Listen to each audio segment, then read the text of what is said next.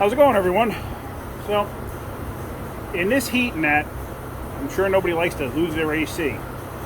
Well, I got a customer. It's the same customer with that tapping 5.3 that I showed you way back when. It's my most popular video. Here's another one of his vehicles that he's bringing in. Same guy that gave me the F-150. This is another one of his F-150s. This is his own personal truck. This is the one that he uses like when he goes out or whatever, you know, his personal truck. He doesn't use it for work or anything like that. It's beautiful. The truck is in excellent condition. He really keeps it nice.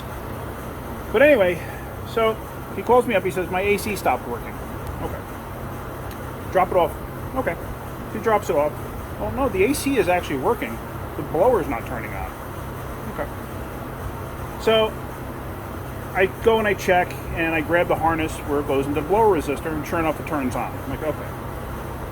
So I went to go try to take it apart, and I had a heck of a time getting it apart. So the connector itself actually melted into the blower resistor. I was able to get it apart, but let me show you what I got. So here is the connector. Let me turn my light on. Here's the connector. And if you look inside, you can see it's all nicely melted. Now you can see the locking ring that's supposed to be in there, the plastic piece that locks the terminals in place, that happened to stay stuck in here. You can see that white piece, that bridge running up and down. You can see how nicely melted all of this is. And basically it melted the two plastics together. So now I'm going to replace it. So here I have the new blower resistor. And here is a replacement connector end. I got everything from Advanced Auto Parts. Now here's a weird thing. I didn't bother to check, but the guy who was helping me, who was one of the after hours guys, he was sitting there telling me that they only have a connector for manual AC. Well, this isn't manual AC, this is automatic AC. They didn't even list one for automatic AC. I'm like, seriously? So I was like, let me see what you got. So he gave it to me, and I'm looking. Well, guess what? This is manual AC, so he told me. And this is automatic. This is automatic temperature control. So here it is, and there it is. It's in place. It's the right connector. So in case you ever run into that where they say the manual AC and the automatic AC are two different connectors, in case you have one that's burned up. No. Like I said, I didn't bother going into his catalog to look. I just didn't have time. I just wanted to get back here. I want to get this truck done. He has another complaint that he's using coolant, but I think it was just a bad radiator cap allowing it to leak out, because I pressure tested this thing for like 3 hours today and never lost any pressure. And never lost any coolant. And the radiator cap itself was kind of swelled up where the seal goes into the bottom there. So I'm thinking, maybe it's steaming up the coolant a little bit, and he's losing some that way, or it could be leaking right there at the radiator. I don't know, but I don't find any leaks, so I'm not too concerned. But I'm going to drive the truck home tonight just to see. But anyway, so now I'm going to replace that connector on there. Now they give you these. I hate these things. Some people love these things. I use them in a pinch. These are definitely better than regular old butt connectors. Regular old butt connectors provide zero protection, if you ask me. But these things, let me get one out of the bag here. These things, and I've shown it in a video before. These things, while you crimp them here, what happens a lot of times is the force from the crimper, even though you use the end of the crimper that's not supposed to be damaging, it has a tendency to mush out this plastic just enough to where when you heat it up to heat shrink these ends, that piece will actually open up and it'll expose the inner piece. So I only use these in an absolute pinch. I'm not, like I said, I'm just not a fan of them. So what I'm going to do is I'm going to do my same old type of repair. I'm going to cut the connector off.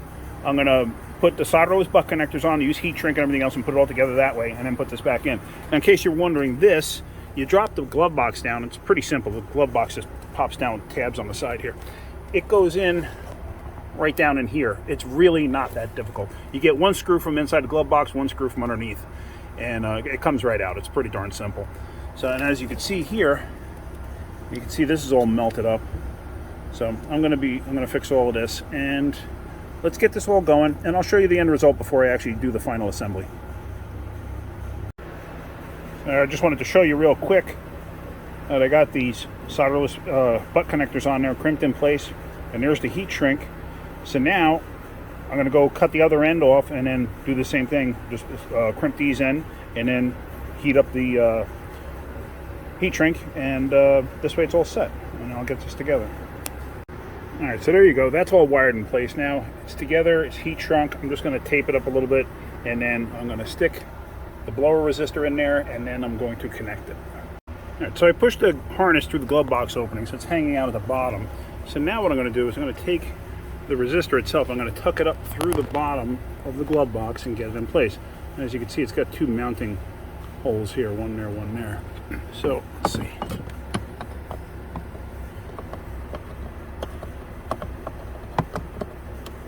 Alright, so now it's in place. I can't film this when I do this, but basically just get the two screws in place and then tighten them up. So let me do that. Okay, I got both screws started by hand, and as you can see the back one there. Now what I've got to do is go from underneath and just switch my trusty little electric ratchet.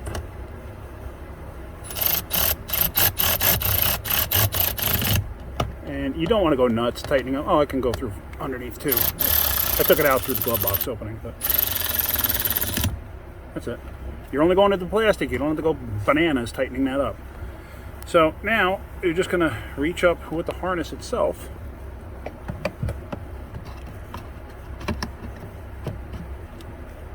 and plug it in. You heard it click. And just make sure the harness is out of the way. Alright, so let's start this up and make sure everything works.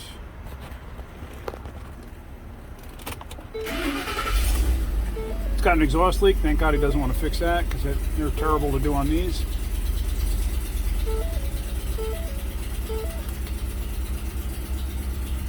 And we have blower.